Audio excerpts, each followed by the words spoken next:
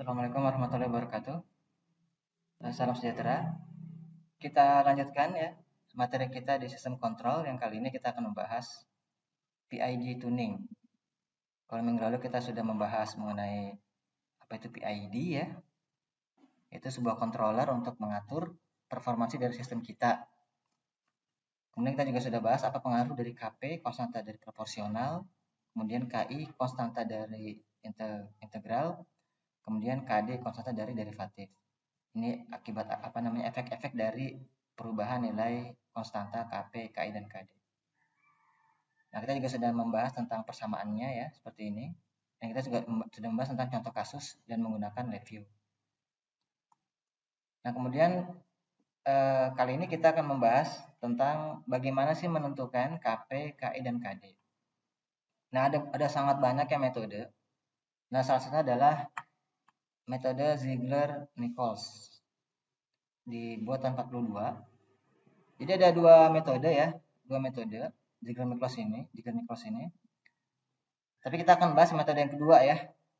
Kalau metode yang pertama dia menggunakan tangan dari ini di inflection point ini di sini.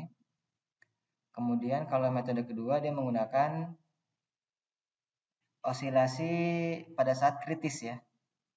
Kita sudah bahas di pertemuan sebelumnya bahwa ketika makin besar nilai K ya di materi root locus, maka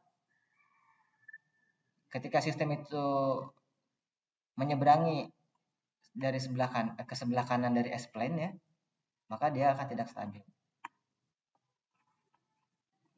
Nah, di sini ya kalau kita gambarkan, nah ketika K ini lebih besar dari 30, maka dia lebih apa namanya?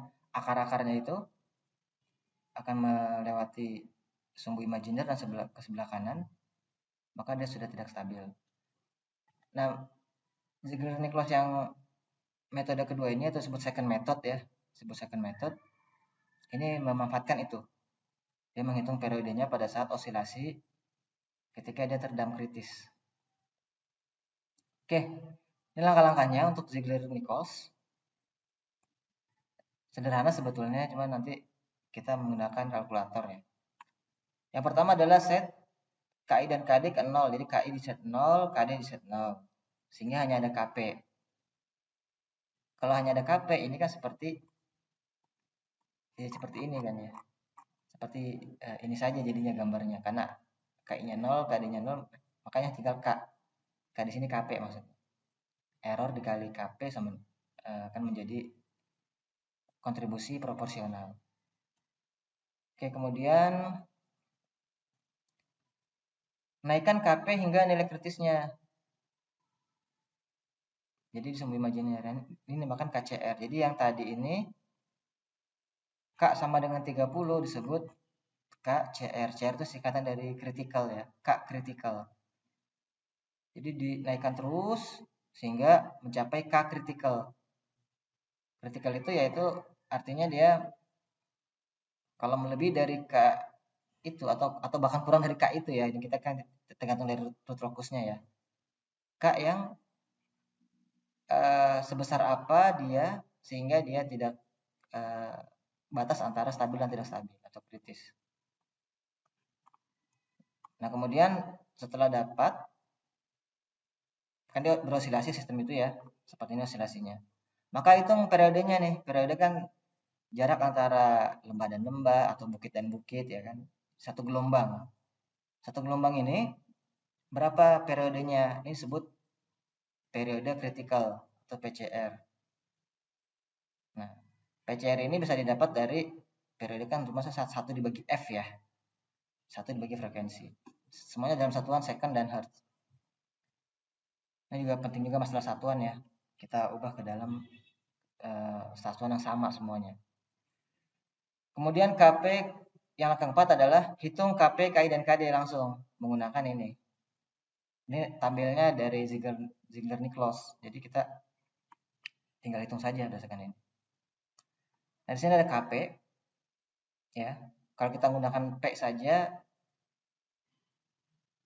proporsional saja, berarti disarankan ini KP-nya 0,5 kali KCR. Kalau KI dan KD-nya kan tidak ada ya, 0 ya.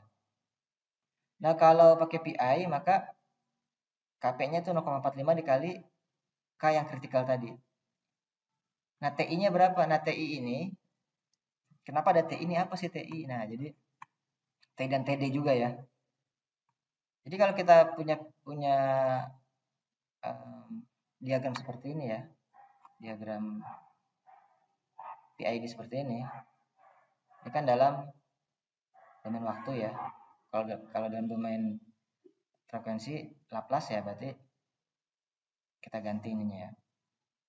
Nah, boleh juga diagram seperti ini kita tuliskan bersama seperti ini kita tuliskan dalam bentuk lain, yaitu bentuknya ini. Jadi KP di depan, kemudian ke atas kan KP juga. Jadi KP, kemudian KI-nya berupa ini.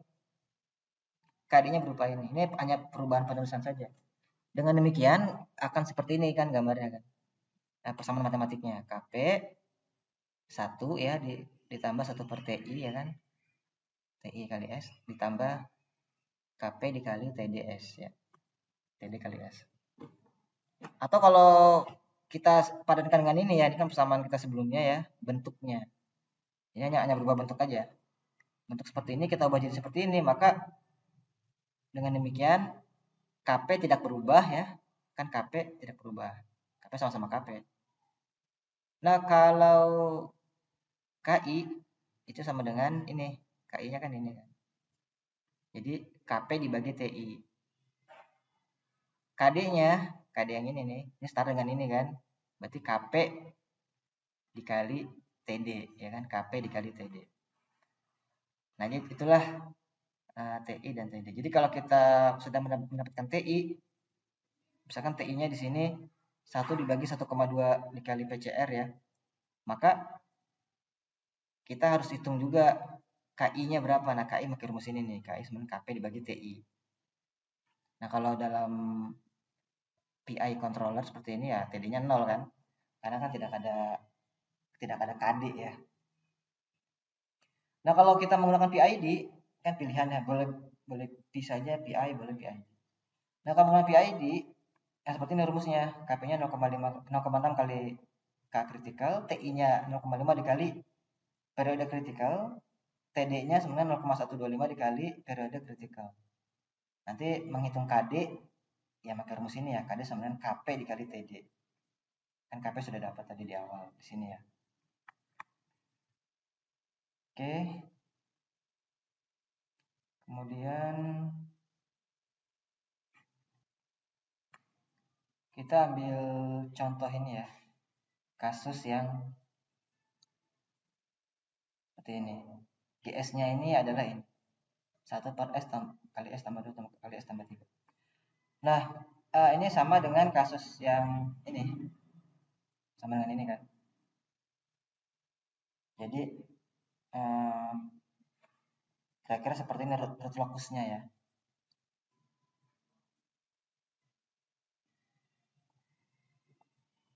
Nah, kalau kita gambar root locus kan kita bisa pakai link ini ya.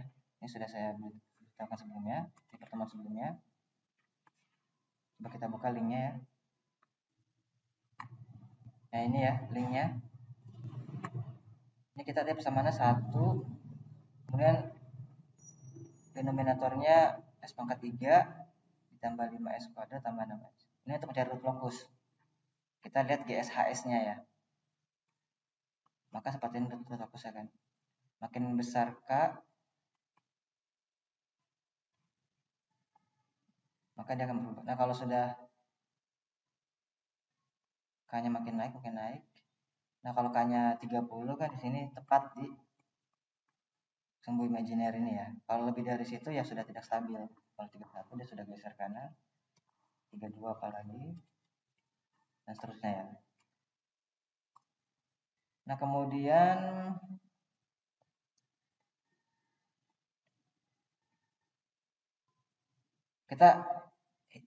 sekarang kita kerjakan ya langkah-langkahnya.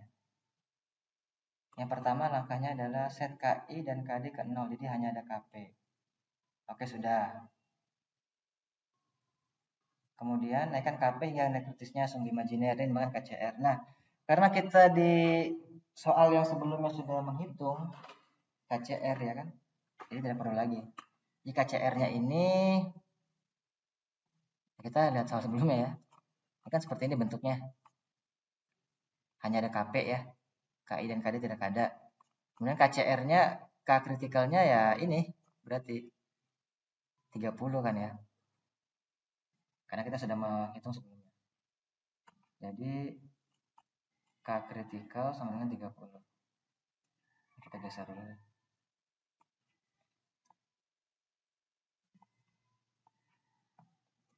Oke.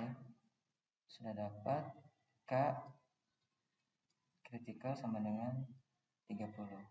Jadi K kritikal sudah paham ya. K di mana dia di batas stabilnya. Kemudian langkah ketiga, hitung PCR ya. PCR sama 1 per F. Nah, untuk menghitung ini, sebelumnya kita sudah pernah bahas kan ya, untuk menghitung frekuensi omega N, omega D. Nah, kita pakai omega D. Tapi ada kalkulator yang kita bisa gunakan, yaitu linknya ini ya. Sim Okawa Densi, simulator dari Okawa. Kita buka simulatornya. Nah, ini simulatornya ya. Nah, di sini kita bisa melihat transfer function analysis ya. Ini kita masukkan persamaannya di sini, nanti ada di sini dengan misalkan dengan spasi, misalkan ini 1S tambah 10.000, maka 1S spasi 10.000. Dan ini 1S pangkat 3 ya, 1, kemudian 30, ini juga 30, nah spasi 500, spasi 10.000 ya. Nah, yang perlu diperhatikan bahwa transfer function di sini adalah transfer function sistem secara keseluruhan. Bukan pada saat kita menghitung root work itu GS dikali HS kan. Oke, kita hitung dulu. Nah, kalau kita punya sistem seperti ini,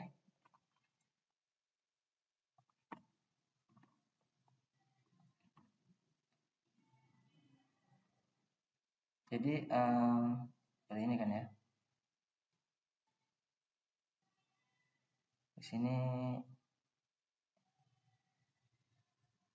30 ya, kita masukkan 30.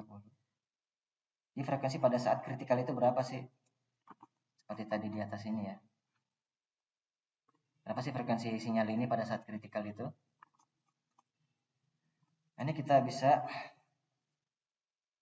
gampangnya seperti ini kan. Dan di sini 1 per, langsung aja kita ini ya, S pangkat 3 ditambah 5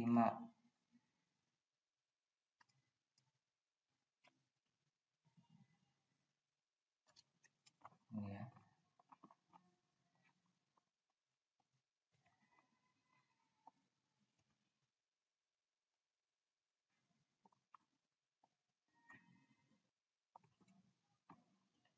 S kuadrat ya.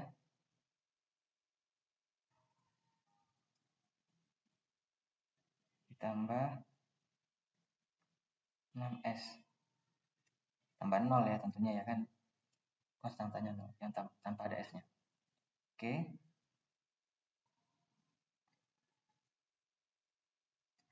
Kemudian kan seperti ini ya. Ini set point, atau kita biasanya CS ya. RF ya, referensi. Nah, sini kan CS. Kan seperti ini ya biasa kita gambar ya. Nah, sini error kan di sini. Nah, kalau sistem seperti ini, maka fungsi transfernya CS per RS ya sama dengan, kita masih ingat kan rumusnya gini kan, GS ya kan, tambah 1, nah kan gitu ya, rumus umumnya. Nah ini kan negatif. Nah maka kita bisa lihat seperti ini, 30 per S pangkat 3 tambah 5S kuadrat bagi 1 ditambah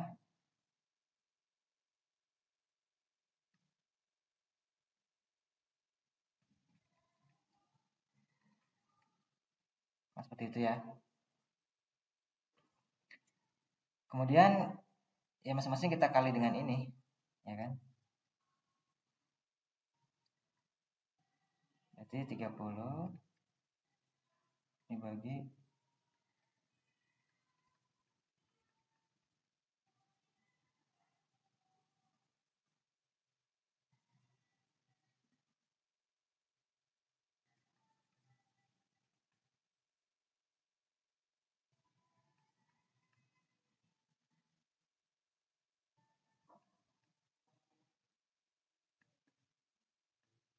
kan begitu ya. Ini.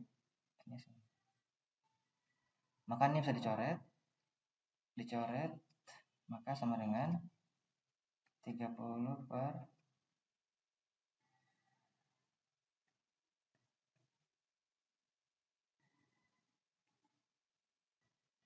nah ini persamaannya.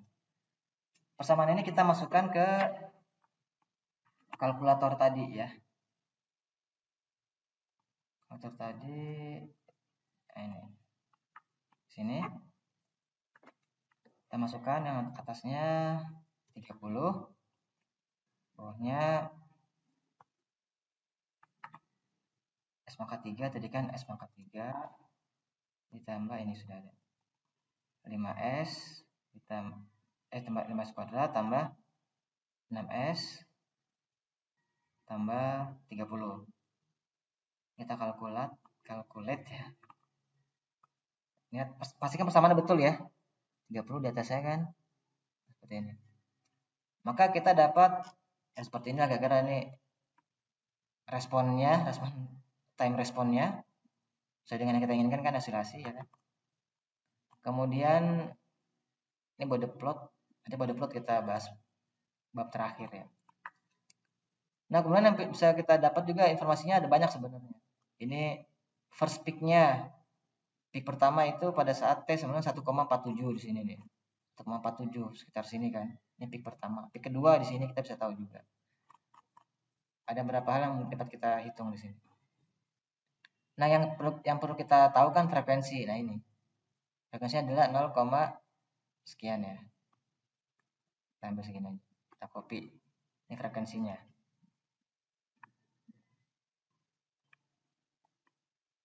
F sama dengan F kecil ya. Nah ini.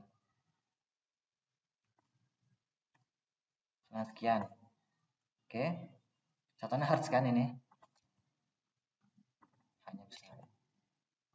Maka kita bisa menghitung periodenya.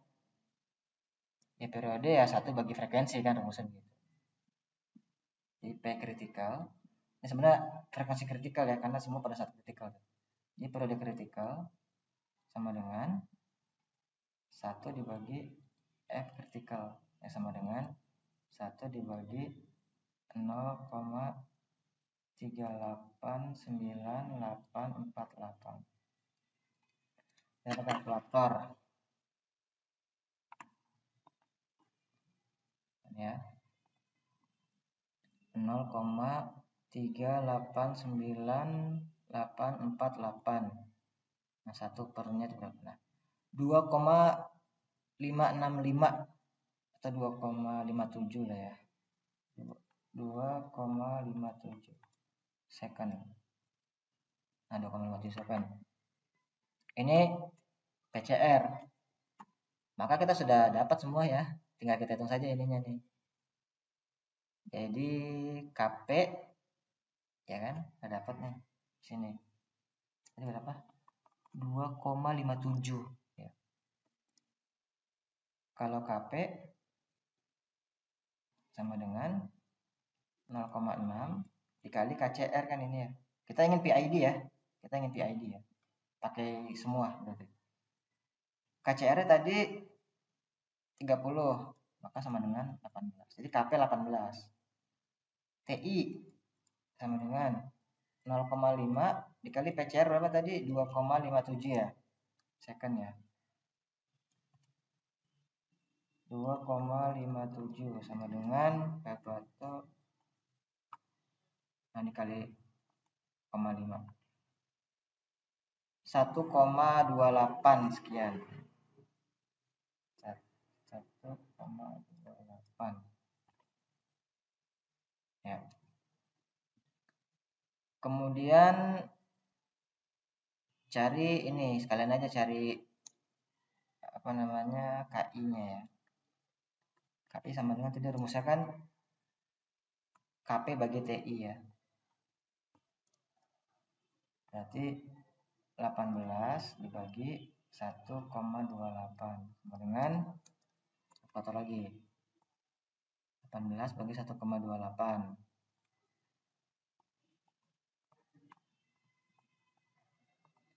14 bulatan aja 14 ya, ini kan 14,0 ya.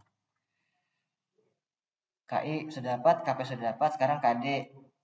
Nah, cari TD-nya dulu kan. TD sama dengan 0,125 dikali PCR nih kan. PCR berapa tadi? 2,57. Maka sama dengan, kali lagi.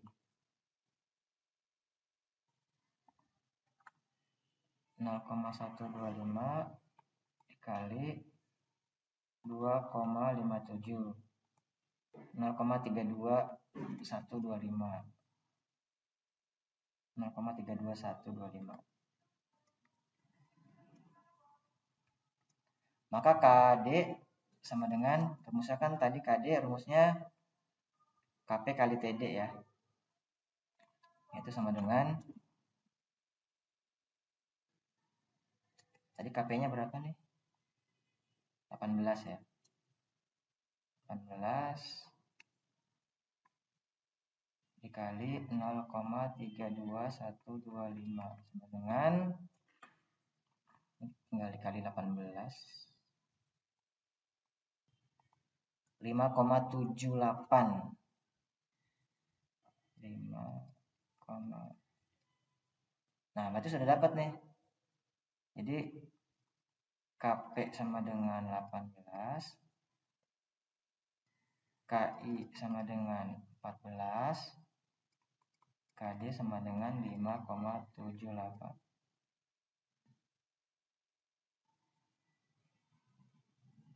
Ya. Nah, kita masukkan ke sistem, ke live yang kita kemarin itu. Ini kita ganti dulu. Oh, sudah betul ya. Pangkat 3, 5 S tambah 6S. Terus kemudian ada feedback karena ke belakang. Kemudian nah kita masukkan ini 18, 14, 5,78 ya. Lihat hasilnya. Hanya seperti ini. Nah, jadi kita lihat bagaimana kok masih besar ini overshootnya. Nah, jadi kita punya disclaimer ya untuk Ziegler-Nichols ini. Ada 2 disclaimer sebetulnya.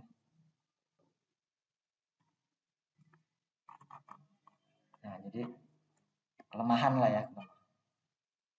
Satu, perlu additional ya, additional fine tuning namanya. Fine tuning ini ya coba-coba lagi supaya angkanya bagus, responnya bagus seperti yang kita inginkan. Pertanyaannya, kenapa kok sudah dihitung tapi perlu tuning lagi? Jadi metode yang tadi itu hanya sebagai acuan awal gitu.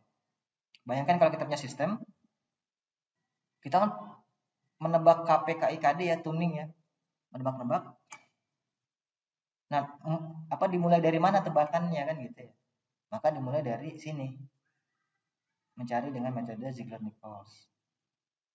Dengan metode 2 ya yang kita bahas sekarang, second method. Yang kedua, kelemahannya metode kedua ini harus ada KCR ya.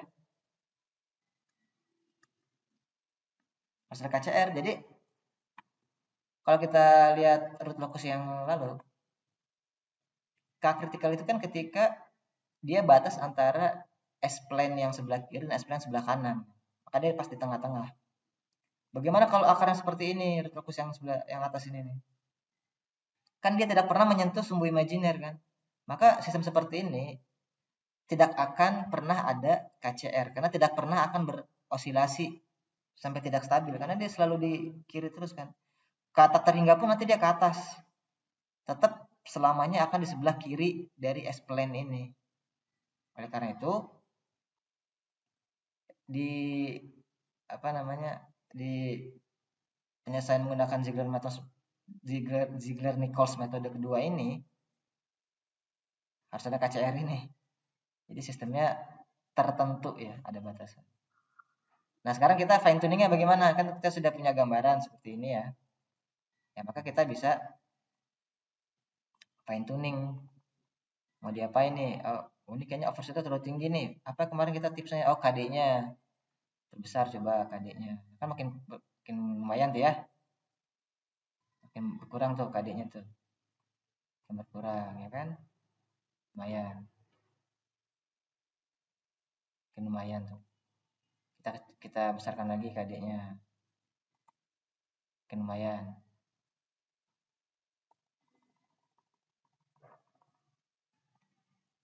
Wah, makin diperbesar malah makin tinggi ya. Nah, maka hati-hati, KP ini kita kecilkan lagi. Yang terlalu besar. Nah, jadi kan berkurang juga. Cuman ada ripple di sini. Nah, itulah. Jadi masing-masing punya untung ruginya ya. Jadi tuningnya itu tetap kita ya.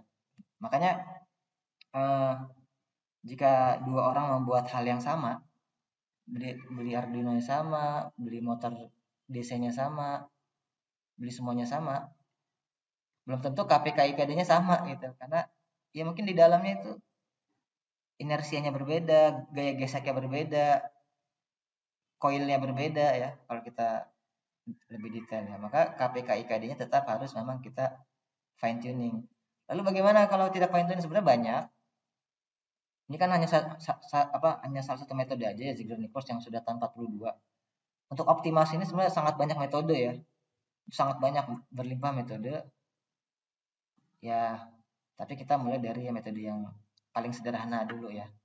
Nanti kalau mau memperdalam silakan banyak referensi untuk mengoptimalisasi dari metode mencari KP, KI, dan KD. Mungkin demikian bisa saya sampaikan. Kalau ada pertanyaan silakan disampaikan. Assalamualaikum warahmatullahi wabarakatuh.